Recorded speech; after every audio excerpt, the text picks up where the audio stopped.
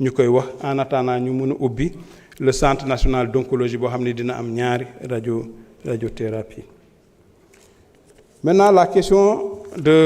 surtout de la gouvernance hospitalière, tout ce qui est accueil, c'est un véritable problème. waxoon naa ko ci commission bi mais je préfère encore ne pas me s'y répéter. C'est nous on va prendre les dispositions pour que ñu mën a monitorer ces problèmes-là, ces dysfonctionnements-là, et ñu xool ñan ñoo nekk à l'origine de ces dysfonctionnements-là, et on appellera surtout les directeurs des hôpitaux à prendre les mesures qui s'imposent pour qu'on puisse régler ces problèmes-là quand même définitivement. Parce que nit ku xam ni ñëw na mu feebar am ay jafe-jafe su fekkee amul orientation accueil ak orientation bu baax day am njeexital si problème de santé am mën na ko sax aggraver. Donc loolu dinañ si liggéey bu baax a baax, et puis ñu ngi travailler si benn plan stratégique d'amélioration des urgences, parce que accueil yi souvent surtout jafe-jafe accueil ak orientation yi c'est souvent en rapport ak urgence yi, urgence sanitaire yoo xam ne ñu médicale yoo xam ne ñu ngi koy am si au niveau des structures de santé. Maintenant il y aura un plan opérationnel d'urgence qui sera vraiment centré sur l'accueil et la prise en charge des patients, et loolu tamit xam naa ni dinañ si mën a am ouverture si yéen honorable député yi ku nekk mun si indi xalaat, parce que yéenay remonter information yi noonu ñooy permettre ñu mën a orienter et ñu mën a nourrir bu baax a baax plan bi nga xam ni suñ ko defaree ñun ñëpp ñu valider ko, peut-être mën nañ jël un décret wala leneen, mais boobu day appliqué wu au tiers. Maintenant sur l'hôpital Abass Ndao, le personnel contractuel dañ ko hérité ci communauté urbaine. Donc il y avait une enveloppe qui a été dédiée pour continuer à prendre en charge ce personnel. Maintenant waxtaan naa ak directeur bi, et puis maa ngi waxtaan aussi avec un certain nombre de personnels ñoo xam ni ñu ngi foofu pour xool que dans le cadre de la subvention à venir nan la ñu mënee yokk am possibilité ñu yokk subvention pour hôpital Abass Ndao. Et puis fii comme maa ngi fii da ngeen may ma profité ci occasion bi tamit ma mën a remercier le nouveau directeur, ma mën a ko féliciter. Man bu ma jëlee service dem naa hôpital Abass Ndao, dellu naa foofu semaine dernière, il y a cela 2 semaines, dans le cadre de la journée du diabète. Gis naa toutes les transformations yoo xam ni mu ngi koy def foofu noonu, te il m'a même dit qu'il est arrivé à doubler ses recettes, et ces recettes qu'il a récupérées moom la nekk di investir pour améliorer. Il est en train de faire un service d'urgence qui est extrêmement moderne, et moi je sais qu'il est tellement ambitieux avec cet hôpital. Yéen ñëpp su ngeen si jàppee yaakaar naa ni dina mën a dem si kanam. C'est la même chose à l'hôpital Roi Baudouin, c'est la même chose à l'hôpital de Kolda, même à Saint-Louis. Ça veut dire que c'est des jeunes yoo xam ni ils sont très ambitieux, dañ leen war a challenger, am nañ ay idées innovantes, suñ leen jàppalee je pense dinañ mën a transformer et innover le fonctionnement de suñu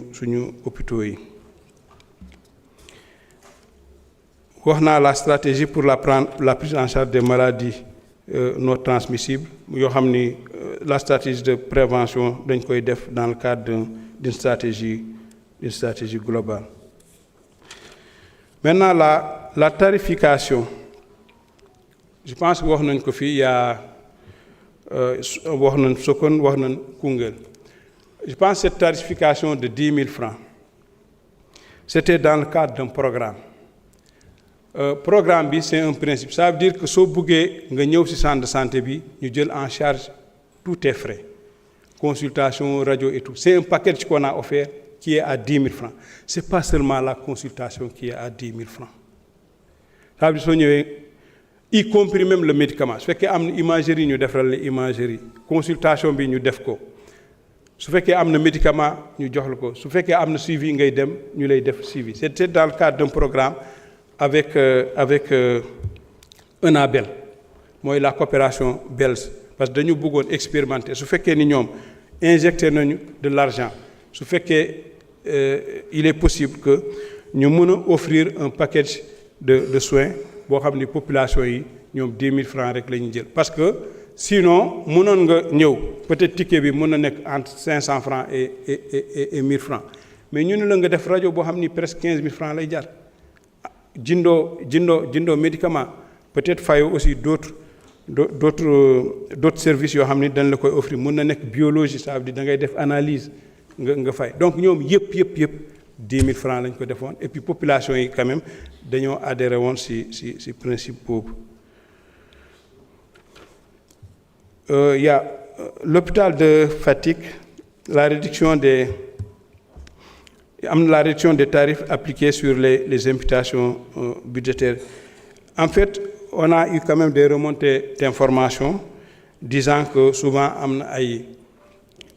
EPS yoo xam ni dañ doon xaw a exagérer sur les imputations parce que am ñoo xam ne dañ ko doon def en essayant de justifier que souvent comme c'est l'État qui paye mun nañ toog très longtemps sans que ñu mën a dugg ci seen fonds yi c'est pourquoi ils avaient tendance à le faire. Maintenant, d'après mes collaborateurs, on observe le contraire, surtout dans certains hôpitaux qui facturent 2 fois plus cher. C'est pourquoi instruire les équipes pour que nous appliquions les réels tarifs. Même si il y a de l'imputation. Parce que s'il y a une imputation, vous n'appliquez pas le réel tarif, ça veut dire si la personne devait payer le 5e,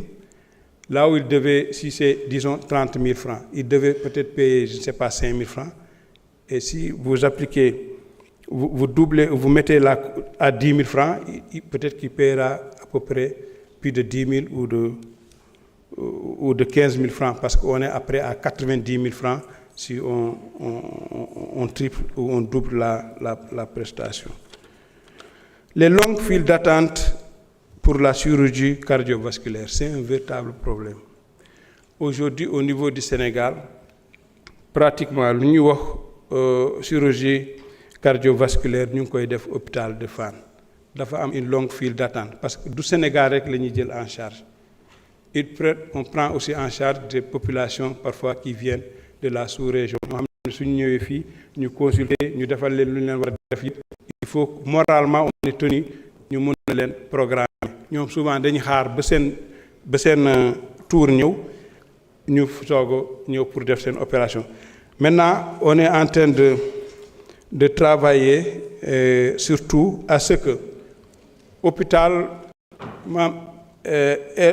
El Hadj Malick Sy bu Thiès su naree ubbi ñu mën fa def benn unité de chirurgie cardiovasculaire mais Dantec tamit su ubbee dina amaat benn unité de chirurgie cardiovasculaire et nous sommes en train de travailler à un programme surtout avec un partenaire externe qui est très prêt à venir amener tout le matériel et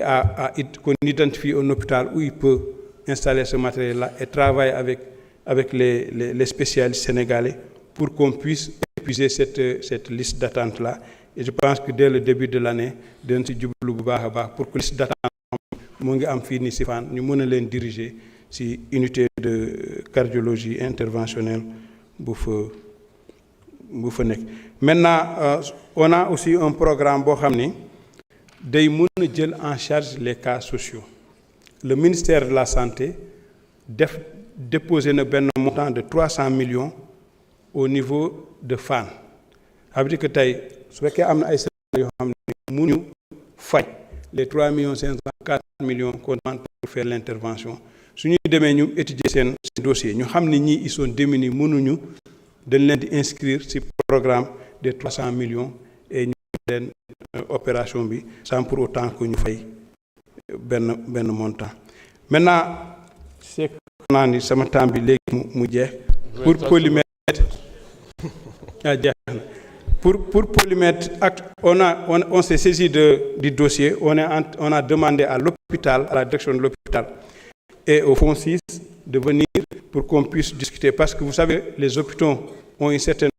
mis dans leur fonctionnement. Ils ont un conseil d'administration, ils ont une commission médicale d'établissement. Am na loo xam ni ministère bi du si ingérer pour imposer, mais on demandera aux acteurs de venir s'asseoir ñun ñëpp ñu mën toog ñu mën a waxtaan bu baax a baax.